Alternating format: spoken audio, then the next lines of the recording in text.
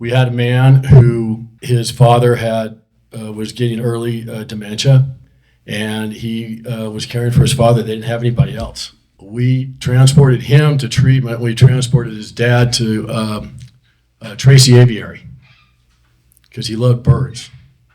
Not only did the guy get the treatment, but Dad, they said, improved. This is something very dear to all of us here. We all know that day when you heard the news. And it was just like some rogue wave comes out of nowhere and just disrupts your whole life. My wife, Roma Peterson, passed away at 51 of ovarian cancer. We had a daughter in college and a son at school here. I had a large wealth management practice that I still had to manage, and it was difficult. It was cancer world. You're picking out wigs. You're doing all things you never thought you'd do. Your life evolves around something else all of a sudden, and I just see a lot of courageous people right here in this audience, survivors and those that helped those to survive and those that didn't make it. And I want to applaud and thank every one of you for showing up here and taking time to make a difference and support this amazing stuff that Phil's doing. I started Cancierge wanting to, really I was just going to raise money for a golf tournament in my wife's memory. I didn't really know what I was going to do with it all. But we did, and it was quite successful, and we have a golf tournament out at Willow Creek everywhere, and we've raised hundreds of thousands of dollars and donated as much, and we're still raising and working out in the community.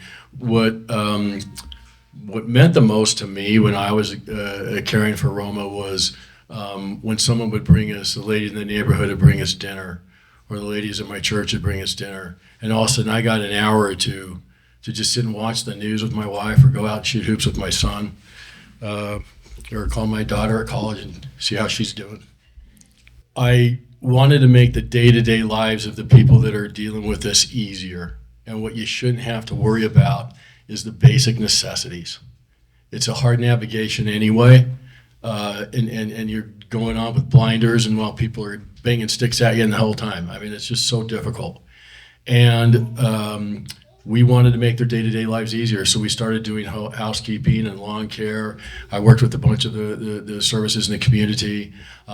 We were doing transportation and whatnot, and then we had an epiphany one night. I'm sitting with my now wife, Cynthia, who helped me found this foundation, to her credit. And BYU has a television program called Random Acts, and I would encourage you to look up Random Acts and Cancierge Foundation. They went to Uber and said, we want to do a show where people show up, they call for an Uber, and instead of a Prius showing up, it's a Maserati or something like that. He says, I'd love to do that. I'm going to one-up on you, though. He goes, I work with this cancer foundation, and we'll do that, but I want you to do it with the cancer patients, too. So I didn't know this was going on until it was completed, and it was just about to go on, and I'm watching this in my living room with my wife, Cynthia, and I see these people coming out, and I was like, they're all in Ferraris. Are they going to be able to get in these Ferraris? Because, they were coming out, and sure enough, I saw Michael Jordan fall out of his Ferrari up at Glenwell one day, and I'm thinking, well, these people, this is kind of sketchy. Every one of them comes out in a cane. And I'm just going, oh boy, what's going to happen here? Well, they all got in there just fine, and the smiles on their faces were just contagious. And I'm sitting there bawling like a baby with my wife in my living room. And I said, we're going to focus on one thing, transportation. Your neighbors will bring you food, they'll mow your lawn, they'll shovel your driveway, especially in this incredible community we live in. But they can't take time off work to take you to chemo or to go to radiation, or to go to the Cancer Wellness House and get a lymphatic massage or yoga, or my kids would go up there and do pottery and painting. These are things that just ease the burden, and I think we're saving lives doing this. So then I ran into Philip a while back, and he told me what he was doing. I don't even remember, honestly, Phil, how we even met. It's been several years now, and because we were doing all these other ancillary things, I still had a heart for it, but we were doing transportation. It was being very effective. And he was doing the stuff I wanted to do. Just make the day-to-day lives easier. If you don't have to stress about this, stress kills you. What does it do to you when you have cancer and you're full of drugs? I mean, we just do not in this nation, you shouldn't have to worry about transportation and getting to your appointments. We ended up picking one lady up.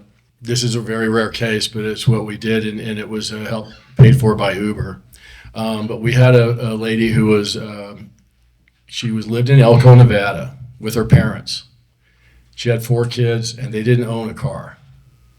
She was getting on the Greyhound bus and going to downtown, then getting on the city bus and going up to the hospital, then walking up before we had transportation to go to the hospital. And we picked her up and took her door to door. We had a man who his father had was getting early dementia, and he was caring for his father. They didn't have anybody else. We transported him to treatment. We transported his dad to Tracy Aviary because he loved birds. Not only did the guy get the treatment, but Dad, they said, improved. Whether it was placebo or it was just they hoped, I don't care. Everybody got something beneficial out of that. And so that's what we're trying to do, and that's what Phil's trying to do. As you all know, what he's accomplished in a relatively short period of time, I think, has been astonishing. And on the Cancierge Foundation, I just applaud him, and we're happy to be able to support this well-deserved charity. I hope you guys dig deep into your pockets. There's a lot of people out there in need right now, and things aren't getting cheaper. People just need help. So it's getting to be the Christmas time.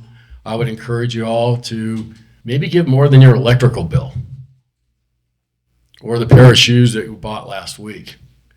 My priest used to tell me, Tom, show me someone's checkbook and I'll show you what's important to them. So you're here, so I know this is important to you. I encourage you to do that. Be generous, and let's try to help as many folks as we can. And thank you all for coming tonight. And Philip, thank you for allowing me to talk about our foundation and what it's meant to me and us. Thank you.